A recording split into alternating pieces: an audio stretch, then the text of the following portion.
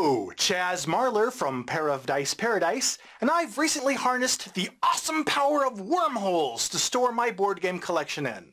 This means that, unlike me, you probably don't have an infinite amount of interdimensional space in which to store your board games. Instead, you're forced to adhere to the laws of physics and store your games on shelves like some sort of Neanderthal. This lack of wormhole access for the common man leads me to confusion when I look at how some board games are packaged. Take Splendor, for example.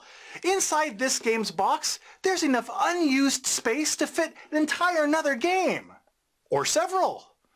And Splendor is not the only game guilty of this waste of space. As a result, sooner or later, the game shelf of those without their own personal wormhole starts to resemble a head-in-the-clouds segment. Oh, at first look it seems to have substance, but upon closer inspection, you find there's actually a lot of nothing there. And as you add more mostly empty boxes to your collection, it's inevitable that you'll prematurely outgrow your available storage space.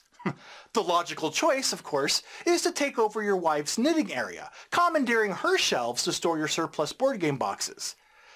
But you can only sleep on the couch for so long before you realize that you need to find a better solution. Now, another option would be to swap boxes.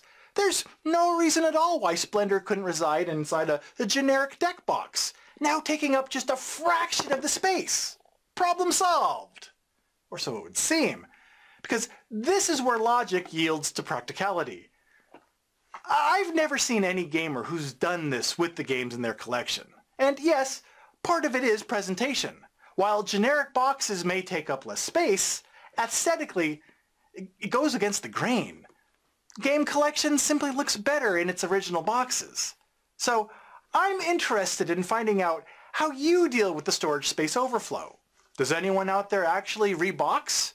Do you rent storage space?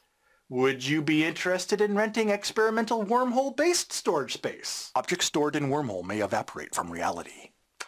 Let me know how you deal with storage space issues in the comments below. Please!